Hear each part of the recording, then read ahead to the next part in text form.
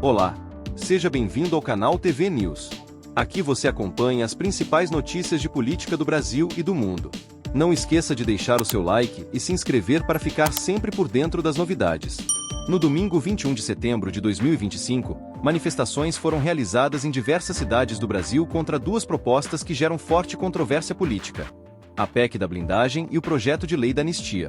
As pessoas que foram às ruas criticam principalmente a ideia de proteger parlamentares de processos judiciais, bem como de perdoar os responsáveis por atos considerados antidemocráticos, como os do dia 8 de janeiro.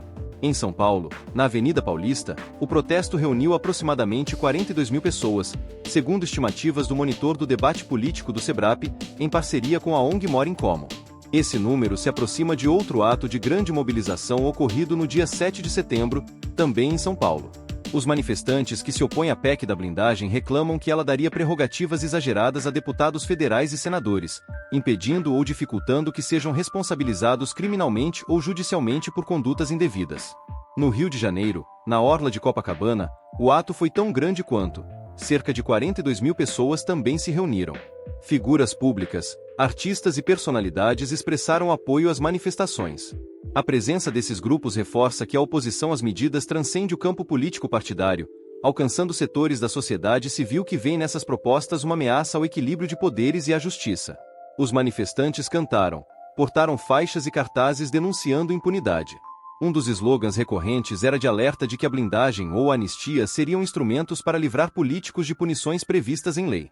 Também houve críticas ao fato de que projetos como esses tenham sido articulados no Congresso com pouca transparência e com forte pressão de grupos partidários. O tema da anistia aparece como central nessa mobilização. Esse PL da anistia visa perdoar pessoas envolvidas em protestos ou ações políticas consideradas golpe, inclusive envolvidos com a invasão de prédios públicos em Brasília no dia 8 de janeiro. Para muitos manifestantes, conceder anistia ampla é uma forma de relativizar danos contra o Estado democrático de direito e de encobrir responsabilidades institucionais. Na avaliação de observadores políticos, a junção da blindagem à proposta de anistia foi estratégica para gerar um impacto político, mas também trouxe custo simbólico elevado. Ações de proteção conferidas aos parlamentares via PEC da blindagem, que exige autorização prévia do Legislativo para que o STF processe parlamentares, são vistas como um instrumento de vantagem política para quem detém poder no Congresso, em detrimento da cidadania comum.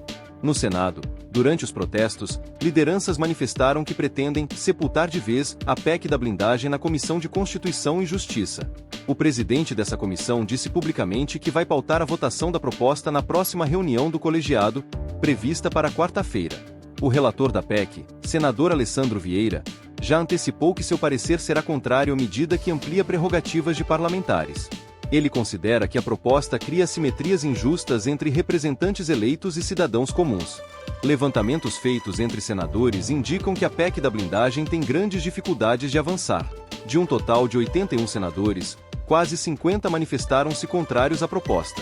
Pouquíssimos afirmaram apoio, enquanto vários preferem aguardar mais discussão ou ainda não divulgaram seu voto oficialmente. Isso sugere que, mesmo se for levada ao plenário, a proposta enfrentará forte resistência. O engajamento nas redes sociais também reflete a repercussão dos atos. Há reportagens de que o protesto de 21 de setembro obteve maior adesão online que manifestações anteriores, especialmente em grupos progressistas, movimentos sociais, partidos de esquerda e influenciadores críticos das medidas. O debate ganhou força em plataformas de mensagens e redes sociais, com usuários compartilhando vídeos, declarações, críticas e organizando pequenos agrupamentos para participar nos atos. Dentro do bolsonarismo e entre aliados políticos de direita, houve fechamento de fileiras em torno da proposta de blindagem e da anistia. No entanto, aliados admitiram que a articulação de tentar aprovar duas medidas amplamente impopulares ao mesmo tempo pode ter sido um erro político grave. Avaliam que as manifestações populares deste domingo demonstram que a sociedade rejeita fortemente essas propostas e que isso pode gerar desgaste político elevado. No cenário institucional, o protagonismo passou à oposição e à sociedade civil nesse momento. Deputados e senadores que apoiavam a PEC da blindagem sentem-se pressionados. Alguns já declaram que não votarão favoravelmente ou que vão esperar para ver alterações no texto.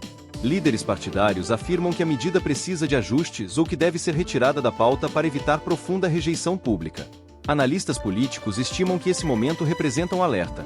Causas que envolvem proteção legal para políticos ou perdão acusados de ataque à democracia são sensíveis, desencadeiam reações populares e colocam à prova a capacidade de governantes de medir a temperatura política. A junção de duas medidas tão controversas no mesmo pacote eleva o risco de que o conjunto seja rejeitado inteiramente, inclusive por quem eventualmente fosse favorável a uma delas isoladamente. Para o governo federal, o cenário se torna mais complicado. A proposta de anistia já vinha sendo discutida, ainda que em negociações reservadas, com aliados no Congresso. A PEC da blindagem recebeu forte impulso da Câmara, onde foi aprovada em primeiro turno. Agora, o governo e seus articuladores enfrentam uma dissonância entre o que vem sendo praticado e o que a sociedade demonstra rejeitar. A próxima semana será decisiva. A Comissão de Constituição e Justiça do Senado tem reunião marcada para votar a blindagem, e os senadores terão de decidir rapidamente se mantêm a proposta ou se cedem à pressão popular. O relator será ouvido, possíveis emendas serão apresentadas, alterações no texto devem ser feitas, ou até retirada da proposta pode ocorrer se não houver consenso. Há risco de que, com a rejeição ampla da blindagem no Senado, o governo sofra consequências políticas no eleitorado, especialmente entre cidadãos preocupados com justiça, legalidade e cumprimento das leis. O desgaste pode afetar postos de governo, imagem institucional e credibilidade de parlamentares ou do próprio Planalto. Por outro lado, opositores celebram os atos como demonstração de capacidade de mobilização democrática. Reforçam que a cidadania ainda está ativa, cobrando transparência, respeito ao judiciário, independência institucional e responsabilização democrática. Para esses grupos, esta mobilização popular marca uma das fortes respostas sociais a projetos que ampliam proteção legal de políticos. Em resumo, os atos deste domingo mostram que a oposição à PEC da blindagem e ao PL da anistia mobiliza grande parte da sociedade, que teme que essas medidas gravem na lei proteções indevidas para parlamentares e limitação na responsabilização. O Congresso será pressionado para agir com cautela, possivelmente rever ou derrubar propostas. E, sobretudo, que, no ambiente político brasileiro, medidas vistas como privilégios para quem está no poder têm alto custo simbólico e real perante o eleitorado. Obrigado por acompanhar, e a gente se vê na próxima notícia.